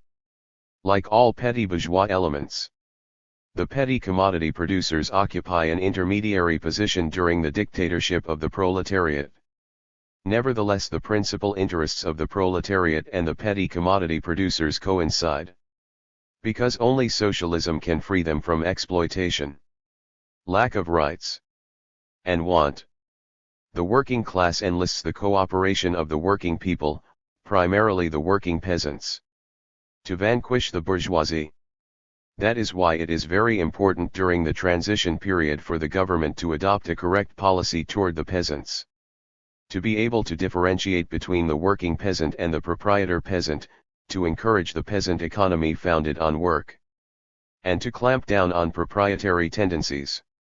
So even after the working people win power, the class struggle continues, though in different forms and by other means. Lenin indicated such forms of struggle: suppressing the resistance of the exploiters' civil war, neutralization of the petty bourgeois, employing bourgeois specialists in the effort to build socialism, and the establishment of new form of discipline in labor. The proletariat of the Soviet Union had to use all of these forms. Other socialist countries were able to avoid civil war.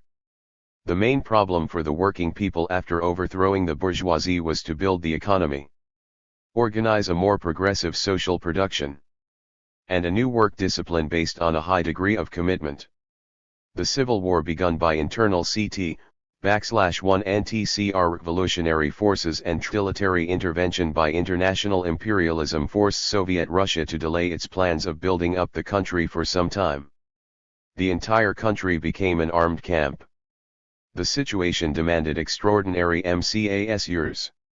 The government nationalized all trade, established a monopoly on trade in grain, and prohibited its sale by private individuals. A surplus concession system was established for wheat and fodder grain, and subsequently applied to other agricultural products. All surplus food and fodder was appropriated from the peasants. The Soviet government introduced labor conscription based on the principle he who does not work neither shall he eat. A system of extreme economic measures called war communism operated from the second half of L9-L8 until the spring of I921. It meant the scrapping of commodity money relations and the naturalization of the economy.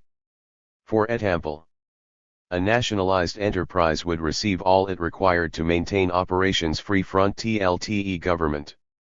But the manufactured products were also given to the state without payment. Food and consumer goods were strictly rationed, and provided to the working people either gratis or at a token price. War communism was an enforced and a temporary measure. In the specific historical conditions of Soviet Russia, it was the oddly posable and effective measure to defeat the opponents of the revolution. The series of measures known as war communism cannot go among the general laws of the transition period, as it was demonstrated by the other socialist countries where TLTE class struggle did not take the form of a civil war. It was not until I921 that the Soviet government was able to begin building socialism. Tremendous damage had been done to the country. Industrial production was only 4% of the pre-war level and steel production only 20%. Less than a meter of oaten fabric per person was manufactured in L92L. I was developed and implemented. The originator of the idea was Lenin. This policy was geared to strengthen the foundation of the dictatorship of the proletariat alliance of the working class and peasants on an economic basis, and to establish contacts between socialist industry and the petty commodity peasant economy through extensive government-controlled use of commodity money relations to stimulate the productive forces. The socialist state did allow these capitalist elements to operate, but only within limits and on conditions that were profitable to the Soviet government. The confiscation of surpluses was replaced by a taxation in kind which enabled peasants to sell on the market the products that remained after the payment of taxes and to buy consumer items in exchange. The purpose of the new economic policy was to stimulate the economy, to boost the peasant economies so that they could provide food for the working class, to improve the living standards of the entire population, and to rebuild and develop industry. It was expected to establish trade links with the main mass of the peasants to create the conditions for the subsequent socialist transformation of their holdings. NILP was a component of Lenin's plan for LLL, building socialism in the USSR. Its primary objective was to involve the mass of the peasants in socialist construction, and to build socialism through the joint efforts of the workers and peasants. It should be pointed out that the capitalist elements were gradually eased out of the economy because the key positions remained in the hands of the socialist state. By 1930, government trade and cooperatives had ousted the private traders altogether. The new economic policy in Soviet Russia paved the way for the establishment of the material and technical base of socialism. The central principles of NEP are internationally significant since, in every country which has entered the transition period, the working class always builds socialism in alliance with the peasants. The strength of the alliance depends on the consolidation of its economic foundation.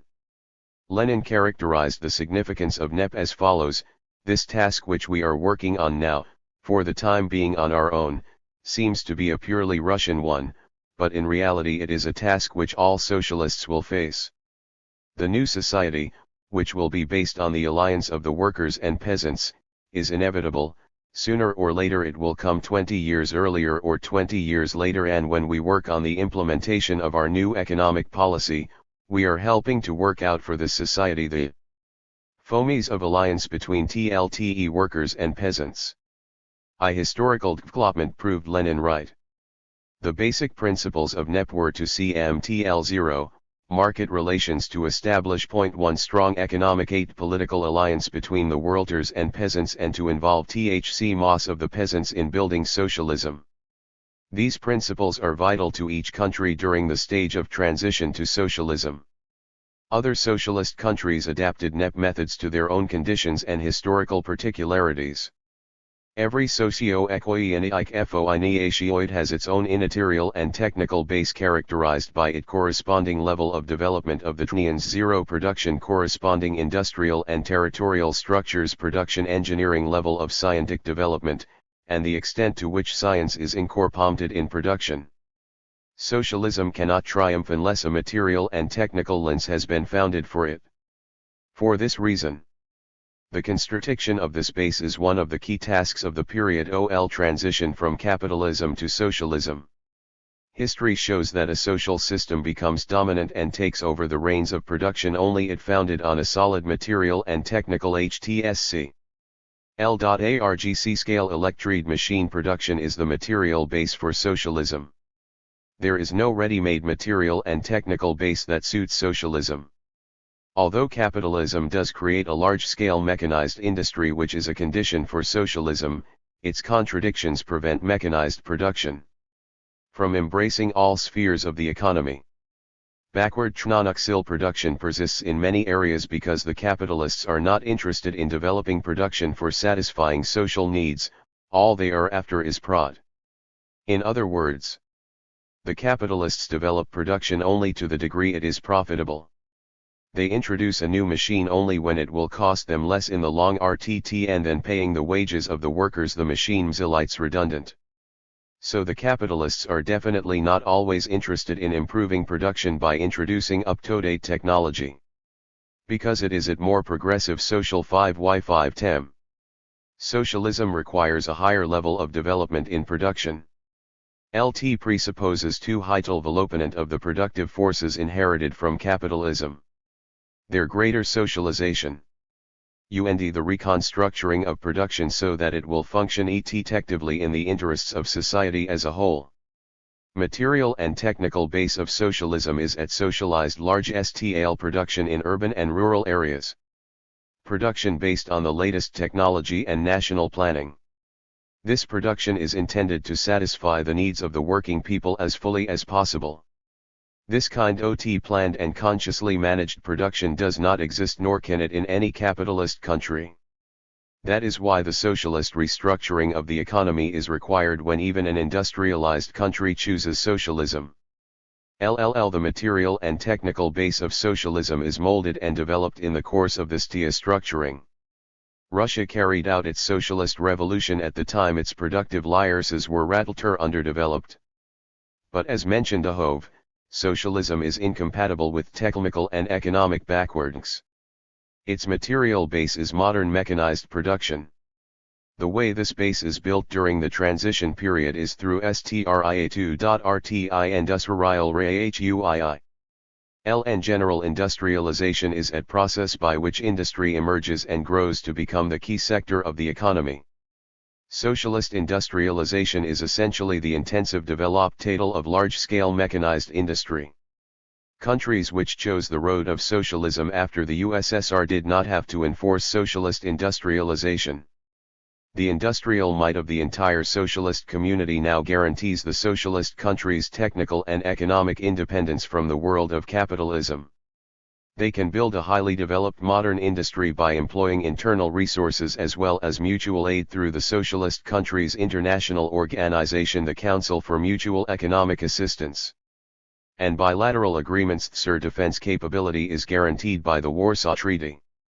Helping to smooth out the path of industrialization is the economic, scientific and technical cooperation between the Nyingras of the socialist community unity, mutual aid, the International Socialist Division of Labor, and socialist economic integration. All this enables each country's internal resources to be used productively. Cooperation between the socialist countries has made it possible for them to industrialize by developing those branches of heavy industry which stimulated the creation of economic complexes harmonizing best with their specific natural and economic conditions. Industrialization in developed countries like Czechoslovakia and the GDR took the form of reconstructing plants. The task of agrarian and agro-industrialized countries such as Poland, Hungary, Bulgaria and Romania was using aid from the USSR to establish heavy industry. The socialist countries were very successful in developing the forces of production through socialist industrialization, in which they were assisted by generous mutual material, technological and financial aid. By I-961, industrial products already dominated the gross social product of all the socialist countries with the exception of Democratic Republic of Vietnam. The example of growth in the transport industry was 43% in Hungary and 13% in Czechoslovakia. Socialist construction basically changed the nature of these countries' economic development.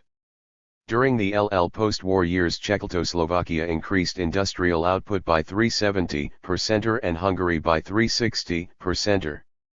The nature and structure of the material and I-24 technical base of socialist are fundamentally related from that of capitalism. The latter are the former's main advantages: a higher level of socialization of production, the universality of large-scale of production in practically all sectors, the economy planned organization of social production, stable growth rates, and a rational industrial and territorial economic structure from the viewpoint of society's interests. Socialist industrialization puts the socialist transformation of agriculture on a material and technical foundation. To conclude, it must be pointed out that socialist industrialization is not a general law for the transition to socialism. Building large-scale modern industry is unnecessary if it had already been built in the period of capitalist development.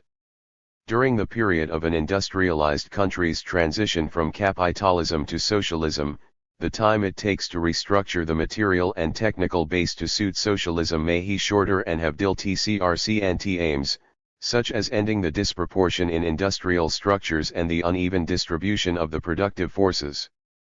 Industrialization is a problem of special significance in the developing countries.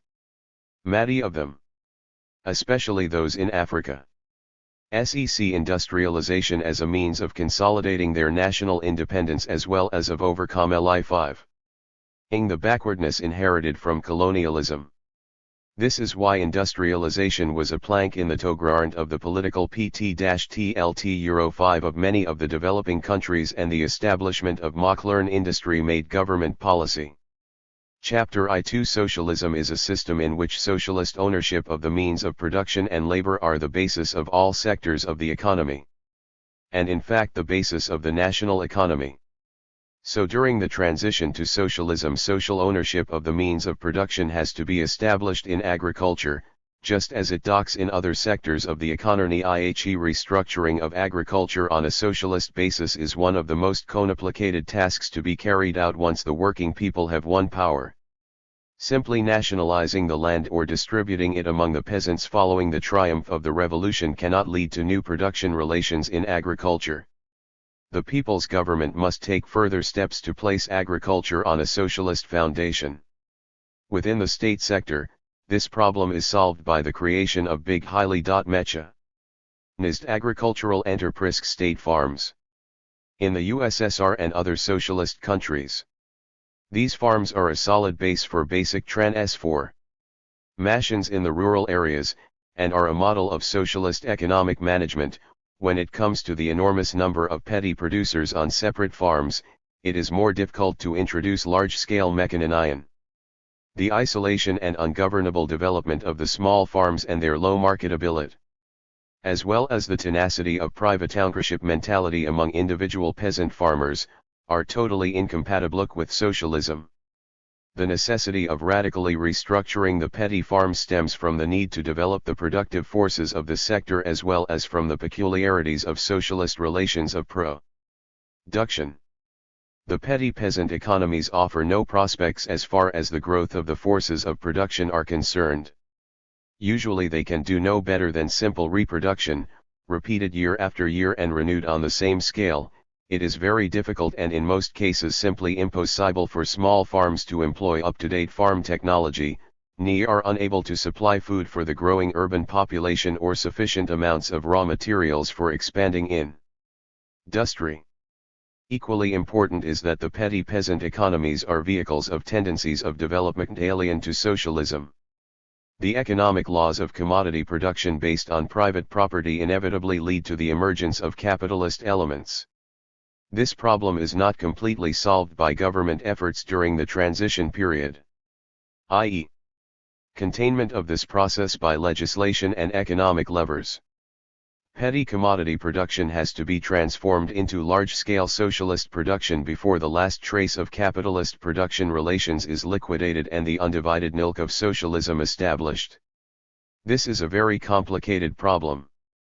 As already indicated, on the one hand, the peasant is an private property owner and a potential bearer of capitalist relationships.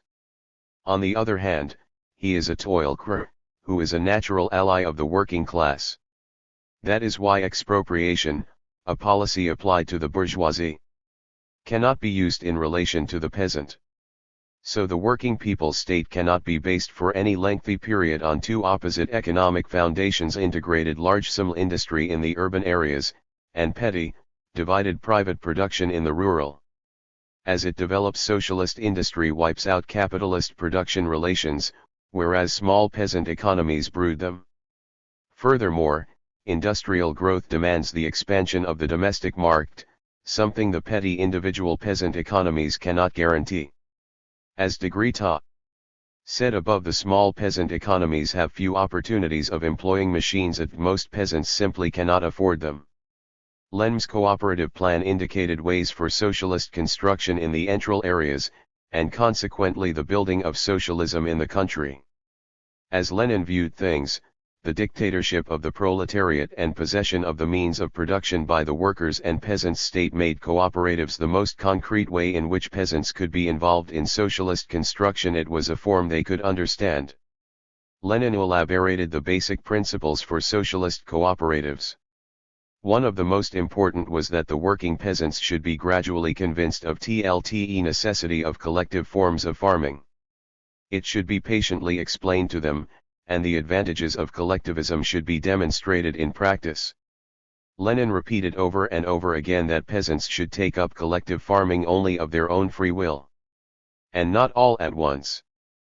Persuasion instead of coercion, along with material incentives for each individual, should be the foundation for the socialization of agriculture.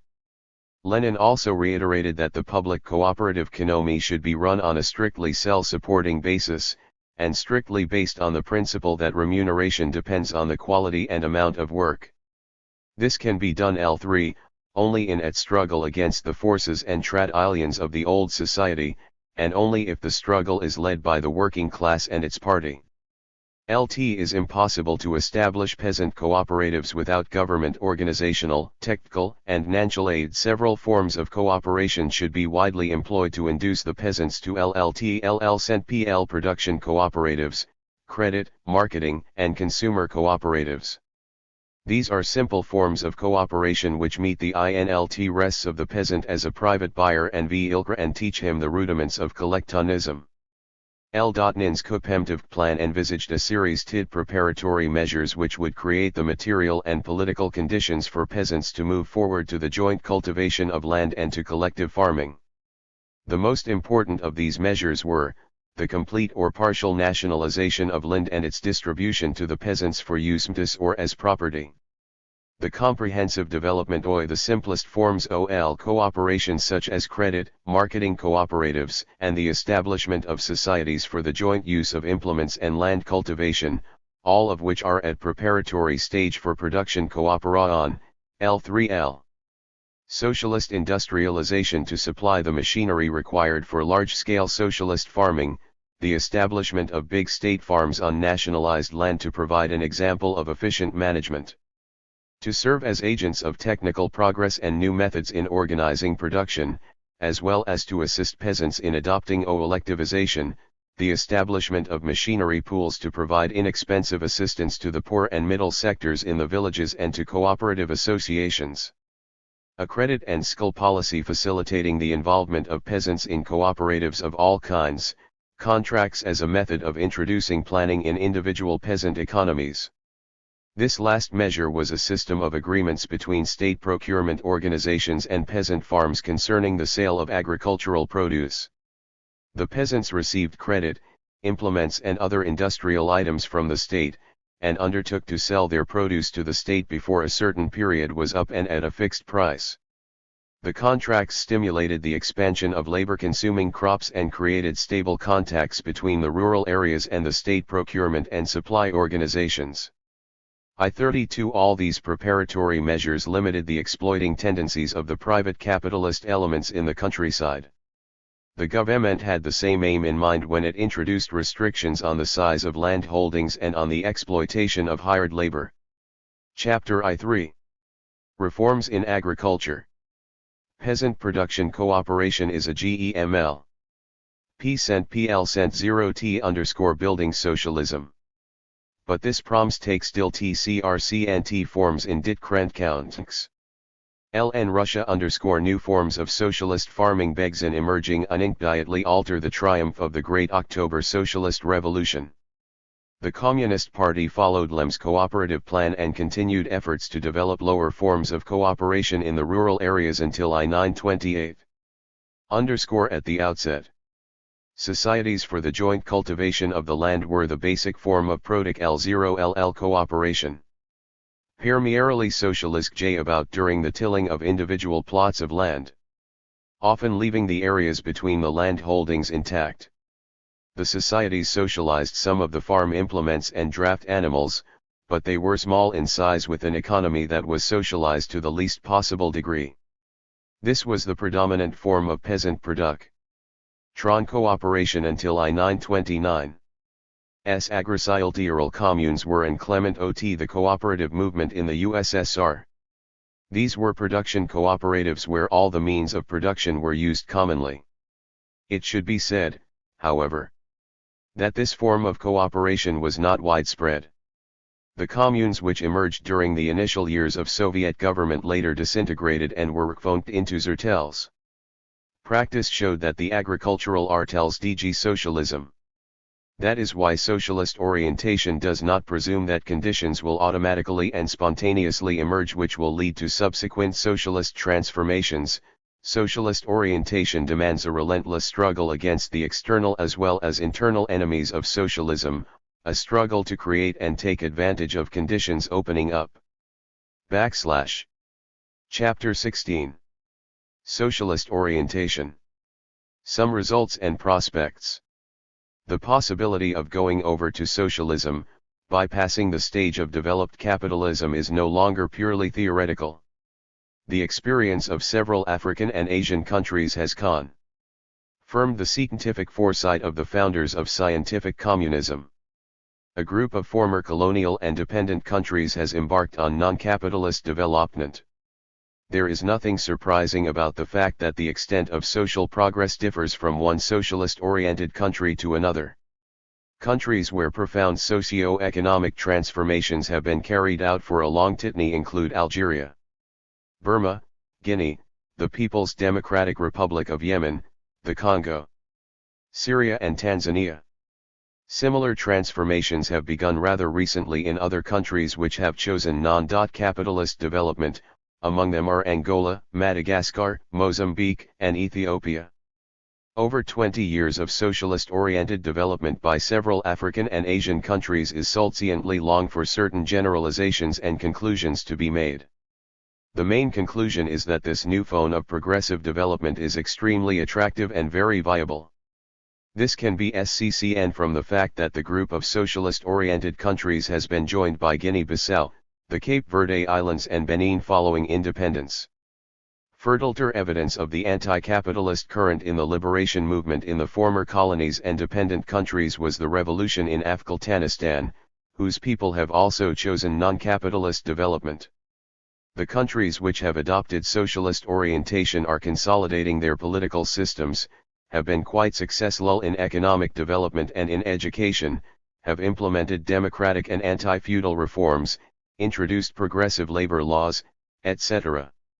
One can well say that over the past 20 years socialist orientation has become a historically established objective reality, that it is now part of the world revolutionary process, and at vanguard for the national liberation movement.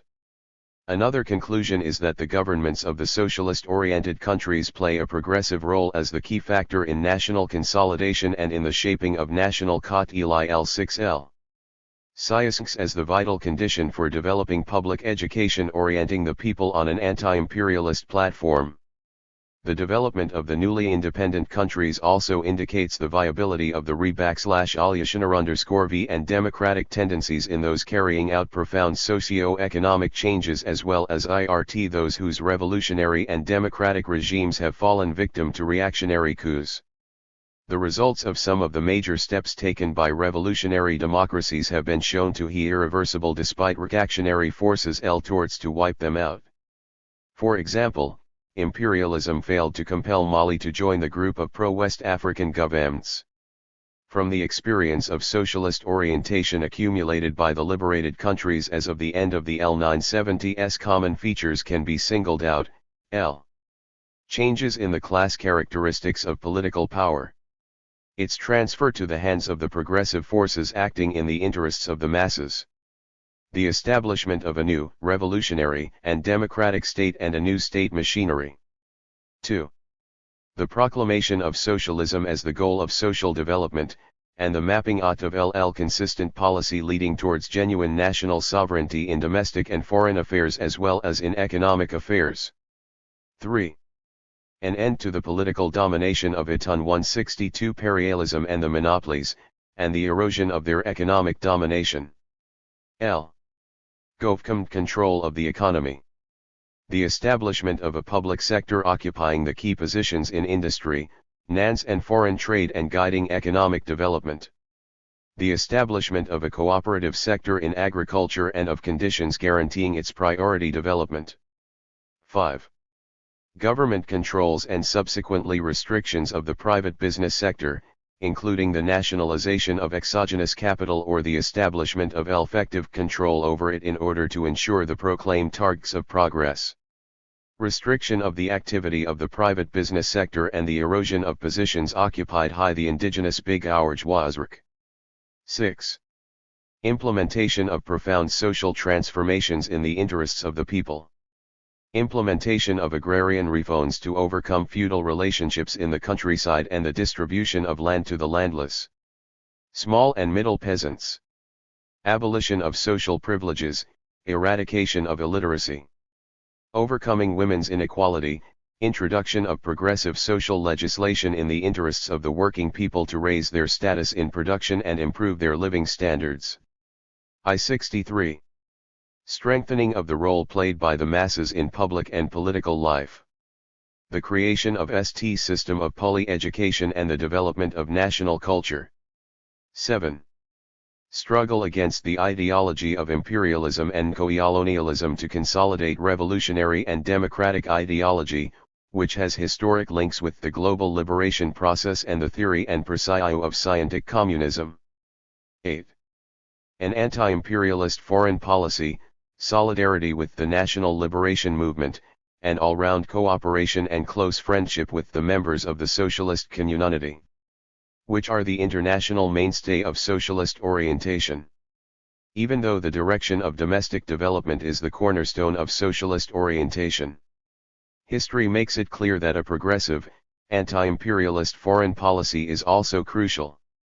In other words, socialist orientation is impossible without friendship and cooperation with the socialist countries, and even less possible if the country in question is hostile. Egypt's experience showed that non-capitalist development is incompatible with its policy of rapprochement with imperialism. Characteristically, the steps to erode the social and political gains of the Egyptian revolution coincided with a deterioration of Egypt's relations with the socialist countries and at the same time with a TTRN towards imperialism. I-68 To sum up, it can be said that the concept of socialist orientation is deemed by a domestic Rhine foreign policy based on anti-imperialist, anti-feudal and a degree of anti-capitalist transformations with a view to establishing a popular government and the political, socio-economic, scientific, and technological conditions for the subsequent move to socialism. Though not yet socialist, these transformations are profoundly democratic. That is why Marxism-Leninism concludes that they can be so as fully realized at the pre-socialist stage, provided that there is a revolutionary party which looks to the historical experience of real socialism. A party which is the authentic vanguard of the people. The consistent and able implementation of profound transformations may open the way for the socialist-oriented countries to develop the national democratic stage of the revolution into the socialist stage.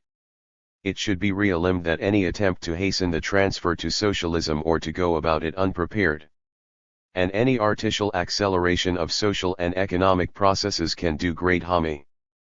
Actions such as these undermine faith in socialism and the possibility of socialist orientation, which prepares the gradual transition to the socialist stage of the revolution.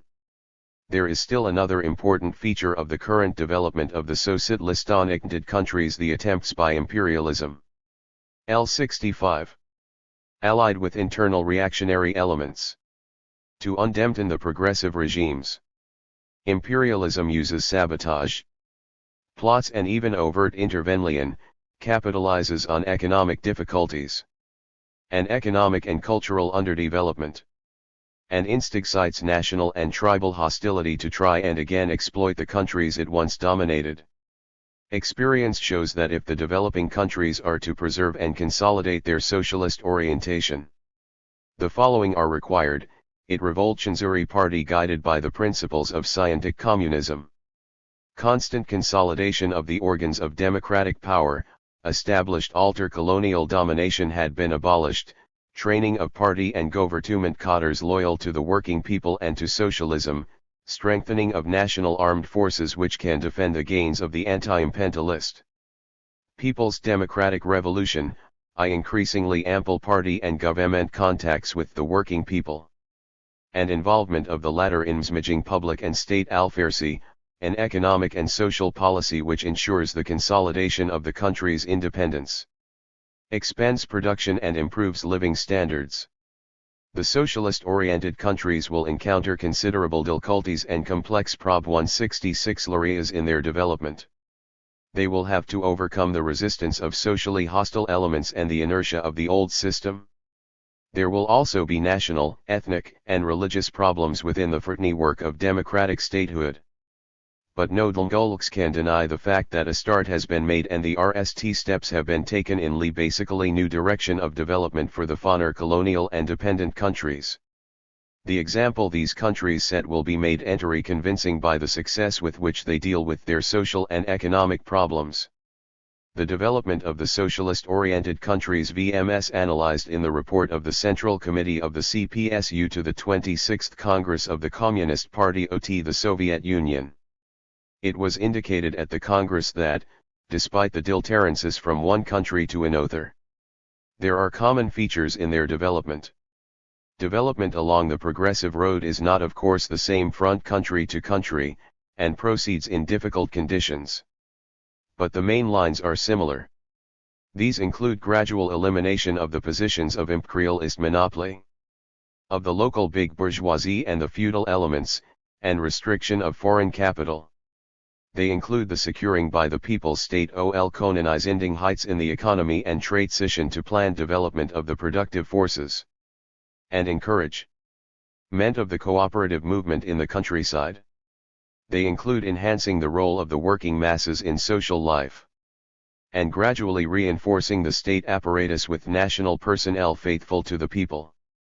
They include anti-imperialist foreign policy, revolutionary parties expressing the interests of the broad mass of the working people are growing stronger there. More than 60 years have gone by since the Great October Socialist Revolution, the principal event of the 20th century. The revolution opened a new age in world history, the age of transition from capitalism to socialism.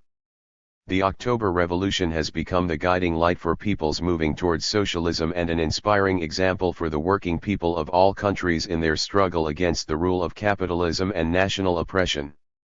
Although the building of socialism has been pursued along different paths, the triumphant socialist revolutions in a host of countries in Europe, Asia and Latin America confirmed Lenin's idea that the principal features of the October Revolution will inevitably repeat themselves on a global scale. The building of socialism in the Soviet Union and the other socialist countries proves that the transition to socialism is based on general laws which are obligatory for all countries.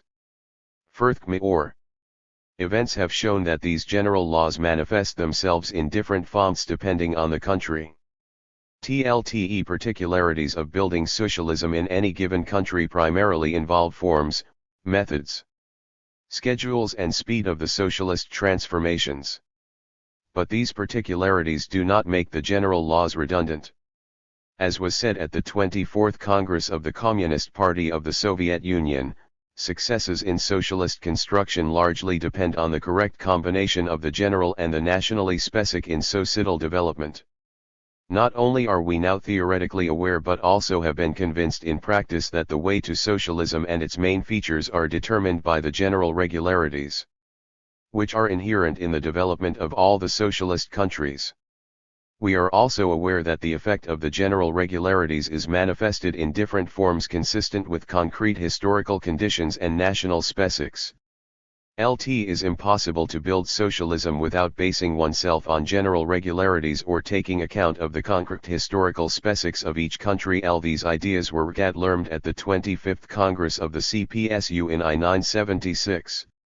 The experience of world socialism continues to show that, as always, the fundamental question in a socialist revolution is power. Is it to be the power of the working class in an alliance with the other working people, or the power of the bourgeoisie, of the oppressors? There is no third choice. The transition to socialism is only possible on the condition that once it seizes political power, the working class must use it resolutely to abolish the socio-economic domination of the exploiting classes. The new system can triumph at the working class and its vanguard, the party with the Marxist-Leninist position, is able to inspire and organize the working masses to build a new society and to transform the economy and all social relations on its socialist foundation. Socialism can be established only if the socialist revolution is able to defend itself from attacks by hostile forces inside and outside the country. At the same time, the practice of world socialism has shown that any retreat from the basic ideas of Marxist-Leninist theory of the general laws of transition from capitalism to socialism, specifically the neglect of proletarian, result in extremely serious consequences. This only remees the existence of general laws in building socialism. To sum up all that has been said, regardless of concrete conditions, national and historical traditions, the experience of socialist revolutions and of building socialism in different countries shows that there is an objective need to observe the following general laws: in political development, leadership of the working people by the working class whose nucleus is the party based on Marxism-Leninism; in carrying out a proletarian revolution and establishing the dictatorship of the proletariat in one form or another; an alliance of the working class with the peasant masses and other sectors of the working people; in economic development, liquidation of capitalist ownership, establishment of public ownership of the basic means of production, construction of the material and technical base of socialism, the socialist transformation of agriculture, and planned economic development geared to building socialism. In national and cultural development, a socialist revolution in culture and ideology, the formation of an intellectual community loyal to the working class and socialism. An end to national oppression. The establishment of genuine equality and fraternal friendship between different nations and nationalities. In foreign defense of the gains of socialism from the domestic and external enemies, solidarity of one country's working people with the working people of another country, proletarian internationalism. 172. The RST time ever that these general laws were consciously applied was when socialism was built in the USSR following the triumph of the Great October Socialist Revolution, which initiated the transition from capitalism to socialism on a global scale. The experience of world socialism confirms the truth of Lenin's words when he said, "It is the Russian model that reveals to all countries something and something highly significant of their near and inevitable future." The historical experience of world socialism has enriched Marxist-Leninist theory with new ideas and conclusions, and has broadened the horizons of modern revolutionary theory anti-practice. LT has proved beyond any shadow of doubt the general nature and significance of the basic laws of the socialist revolution and the building of a new society, which were initiated by the Great October Socialist Revolution. LT has confirmed that the laws have to be applied creatively, depending on the concrete conditions and specific features of the given country. The modern conditions of revolutionary struggle open the way to a great variety of forms for the transition to socialism, and broaden the social base of the forces battling to overthrow capitalism and establish a socialist society. But under no condition do they eliminate THC and CCD for or change the nature of THC revolutionary transition from capitalism to socialism and the general laws of building socialism.